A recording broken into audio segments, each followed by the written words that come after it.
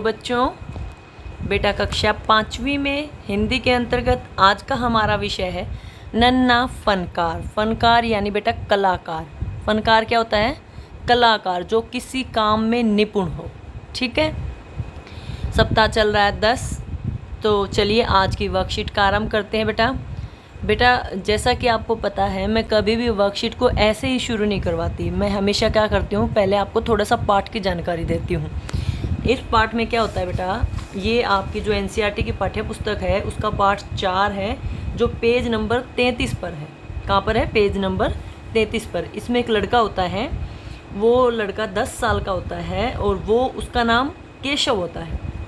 वो अपने पिता के साथ काम करता है। उसके पिता एक कलाकार हैं जो पत्थर पे आकृतियाँ बनाते हैं। समझ रहे हो बात को? जैसे मूर्तियाँ जो आप बाज़ार से लेके आते हो, इस तरह की मूर्तियाँ वो बनाते हैं। इसको नक्काशी बोलते हैं। क्या बोलते हैं इसको? नक्काशी। वो जो लड़का है वो घंटियों को बनाता था। घंटी जो बजती है ना मंदिर में, मस्जिद में, जहाँ पे भी घंटी होती है, जैसे अब तो पीतल की, तांबे की होगी, ऐसे पहले मिट्टी की होती थी, पत्थर की होती थी। ठीक है, वो अपने पिता के साथ नक्काशी का काम करता था। केशव जानता था कि एक दिन ऐसा जरूर आएगा जब वह बहुत बारीक जालियान, महीन नफीस बेल बूटे, कमल के फूल, लहराते हुए सांप और इठलाकर चलते हुए घोड़े, ये सब पत्थर पर उकेर पाएगा। मतलब वो सोचता था कि ये सारी चीज़ें पत्थर पर बनाकर उन्हें बहुत सुंदर शक्ल दे देगा। ठीक है, बादशाह अकबर उस वक्त आगरे का किला बनवा रहे थे। कौन सा किला बनवा रहे थे? आगरे का। और केशव के पिता को भी वहीं काम मिल गया। केशव का जन्म आगरा में हुआ था। उसके पिता गुजरात में रहते थे, लेकिन वो आगरा में आ गए काम करने के लिए।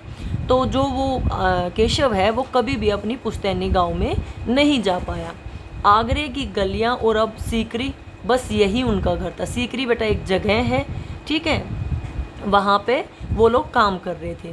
तो एक दिन वो जो केशव है वो छेनी और हथौड़े से पत्थर पर कुछ नक्काशी कर रहा था। किससे करते हैं नक्काशी? छेनी और हथौड़े से। तभी उसने देखा एक आदमी आया उसके पास में। वो आदमी आकर उससे देखता है, बोलता है, माशाअल्लाह, ये घंटियाँ कितनी सुंदर हैं, तुमने खुद बनाई है? तो केशव ने देखा एक आदमी है, वो बोला कि बेशक मैंने ही ये घंटियाँ बनाई है। क्या मैं आपको पत्थरों पर नक्काशी करता नज़र नहीं आ रहा? देखते नहीं, मैं ही पत्थर को तराश रहा हूँ। केशव ने उनको बेरुखी से, तलखी से जवाब दिया, दिखता तो है पर तुम इतने छोटे लगते हो। वह आदमी हंसते हुए बोला, मैं 10 साल का हूँ। केशव ने उत्तर दिया। तब वो आदमी बोलता, 10? अच्छा। वह आदमी पास पड़े पत्थर पर बैठते हुए बोला, तब तो काफ़ी बड़े हो। मैंने भी 13 साल की उम्र में लड़ाई लड़ी थी। इस तरह से वो दोनों बात करते रहे। तब तक केशव को ये समझ में आ गया कि यह आदमी कुछ अलग है। अलग कैसे था बेटा? उन्होंने जो कपड़े पहने थे बादशाह ने, वो अलग पहने थे। उन्होंने मालाएं पहनी थी, अंगूठियां पहनी थी, वो अच्छे सुंदर कपड़े पहने थे।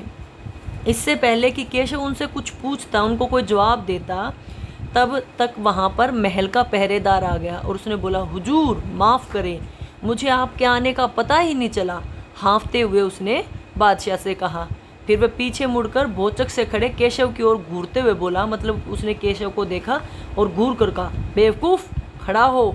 हजूर आला के सामने बैठने की ज़रूरत कैसे की तूने? झुककर सलाम कर इन्हें। ये बात किसने बोली? उस पहरेदार ने। किसको बोली? केशव को। अब केशव को भी समझ में आ गया कि ये कौन है। उसने उनसे कहा कि मुझसे गलती हो गई और सलाम किया और वो देखने लग गया उनको। अब वो सोच रहा था केशव कि अब मैं काम करूं या ना करूं। अगर महाराज हुक्म दे तो मैं काम करूंगा। तब महाराज ने बिल्कुल आराम से उससे पूछा, तुम्हारा नाम क्या है? तो उसने जवाब दिया, केशव।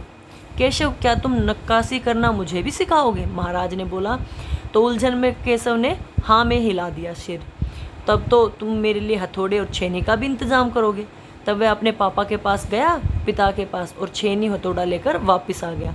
फिर उसने उनको थोड़ा सा कहा कि ठीक है। तब महाराज ने कहा, बताओ मुझे अब क्या करना है? केशव ने कहा, हुजूर, क्या आप यह काम करेंगे? क्यों नहीं, मुझे तो विश्वास है मैं सीख लूँगा। तो महाराज ने ये बोला, नहीं नहीं, मेरा मतलब ये नहीं था। केशव सकपका गया। दरअसल मैं कहना चाहता हूँ, आप इतने बादशाह, ये ठीक नहीं लगता। लेकिन कुल मिला के फिर वो इस तरह से बातें करते रहे और धीरे धीरे महाराज ने उसके साथ थोड़ा सा समय बिताया और काम सीख लिया। तब महाराज उसके साथ बात करते रहे, खेलते रहे। तब महाराज ने उससे कहा, केशव देखना, एक दिन तुम बहुत बड़े फनकार बनोगे, हो सकता है एक दिन तुम मेरे कारखाने में भी काम करो। कारखाना? कैसा कारखाना? अब उसको, केशव को ये नहीं पता था कि कारखाना क्या होता है। बस एक बार ये महल तैयार हो जाए तो लोग आगरा से यहाँ आकर रहने लगेंगे, तब मैं यहाँ पर कारखाने बनवाऊँगा। महाराज ने कहा, इन कारखानों में मेरी सल्तनत के बढ़िया फनकार, शिल्पकार काम करेंगे। चित्र बनाने वाले कलाकार, गलीचों के बुनकर, संतरास, पत्थर और लकड़ी पर नक्काशी करने वाले शिल्पकार सभी काम करेंगे। केशव ने खुश होकर कहा, जी महाराज, ज़रूर करूँगा। और फिर अकबर वहाँ से चले गए। ठीक है, तो केशव ने बड़े खुश होकर पूछा, महाराज आप दोबारा कब आओगे? उन्होंने कहा, मैं ज़रूर आऊँगा। तब उसको बड़ी खुशी हुई कि देखो इतने बड़े महाराज से वो मिला। तो उसने अपने पिता को बताया, सारी बातें बताई, सभी लोगों को खुश होकर सारी बातें बताई।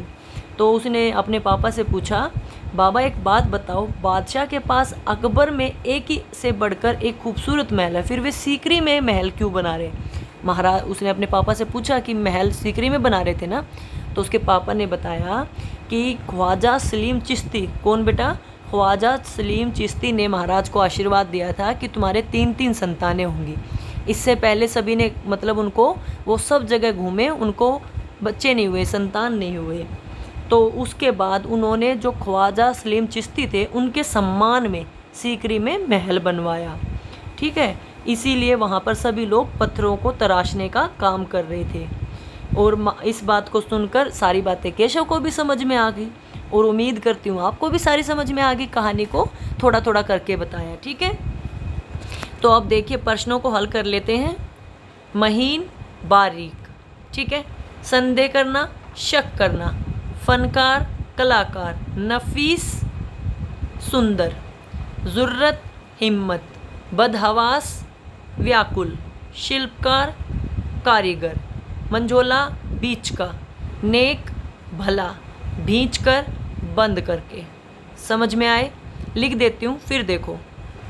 देखिए बेटा, सारे लिख दिए मैंने।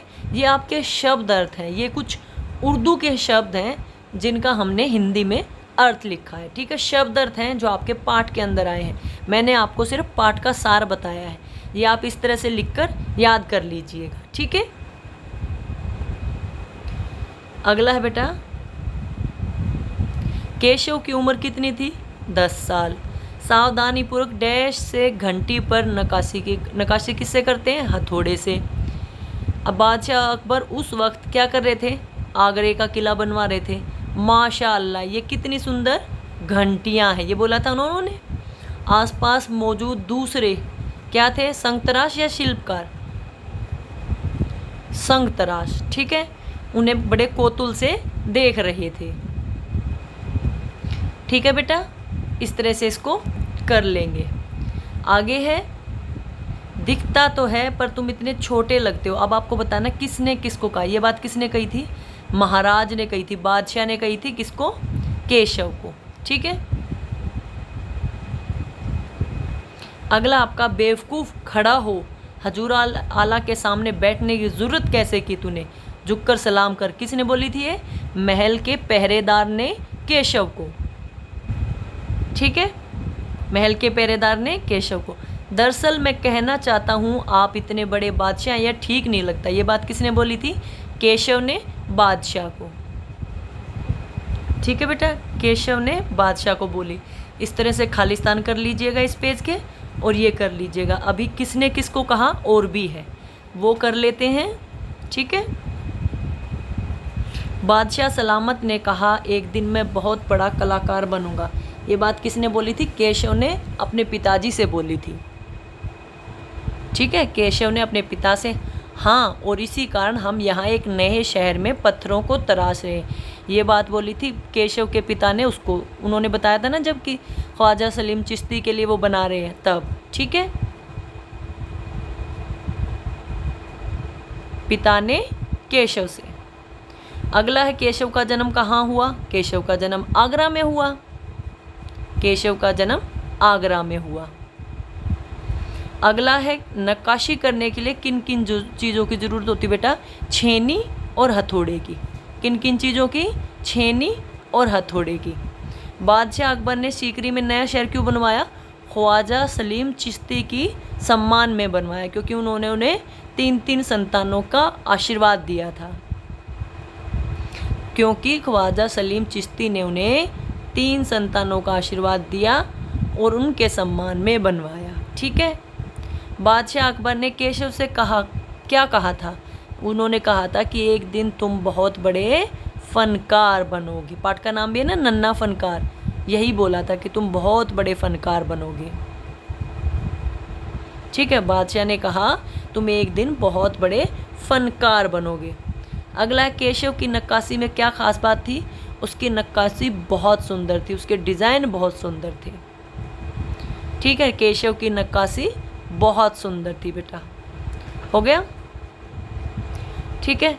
अगला है, पाठ में आपने पढ़ा कि जब बादशाह अकबर ने केशव के द्वारा घंटियों पर की गई नक्काशी की प्रशंसा की तो वह बहुत खुश हुआ।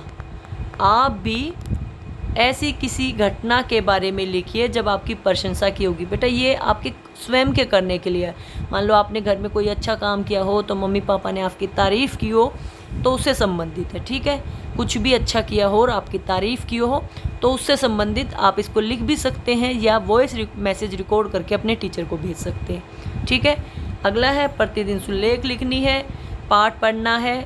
ठीक है, कुछ उदाहरण लिखने हैं, पाठ में जो कठिन शब्द आए उनको लिखना है, नए शब्द आए उनको लिखना है। आप अगर आपके पास पाठ्य पुस्तक उपलब्ध है तो पाठ को पढ़िए, कठिन शब्द लिखिए और एक सुलेख लिखिए। ठीक है। अब बात करते हैं संस्कारशाला की। घनघोर अंधेरा एक तरफ, छोटे से दीपक की रोशनी एक तरफ। मुश्किलें कभी कितनी भी हो, दीपक की तरह डटे रहो, सफलता तुम्हारे कदम चूमेगी। आपने देखा हो घर में अगर लाइट चली जाए तो एक दीपक को जला दें तो रोशनी हो जाती है ना, अंधेरा मिट जाता है। इसी तरह चाहे कितने भी मुश्किलें आए, दीपक की तरह डटे रहो, अंधेरे से लड़ते रहो, आगे बढ़ते रहो, एक न एक दिन सफलता जरूर मिलेगी। क्या खाना पीना? दूध, दही, मक्खन, लस्सी, चावल, ब्रेड, जो आपको पसंद हो वही खाना। परिवार के साथ लूडो खेलना है। गतिविधि में माँ की रसोई के काम में हाथ बटाना है। ठीक है, माँ की मदद करनी है रसोई के काम में। दैनिक दिनचर्या वही है, इस पर कोई चर्चा नहीं करूँगी। भारत की स्वतंत्रता के 75वें अवसर पर की जाने वाली गतिविधि आपको स्वतंत्रता नहीं है विषय पर कुछ पंक्तियाँ लिखिए। ये बेटा क्या है, इस पर आपको सोचना है और लिखना है। क्या लिखना है? आपको किन किन कामों की आज़ादी नहीं है। जैसे लड़कियों को कुछ कपड़े पहनने की आज़ादी नहीं होती, लड़कों को कोई ऐसा काम कि आप ये काम नहीं कर सकते उसकी आज़ादी नहीं होती। तो ये आपके स्वयं के विचार होंगे कि आपको आपके घर में जिस काम के लिए मना किया जाए ना उसके ऊपर 5 बातें लिख देना, बस यही हो जाएगा। आपको किस काम की आज़ादी नहीं है। समझ गए मेरी बात को? ठीक है। अपना गृह कार्य समय पे पूरा करो और अपनी अध्यापक को या अध्यापिका को अवश्य भेजो। आसान सा पाठ था, नन्हा फनकार।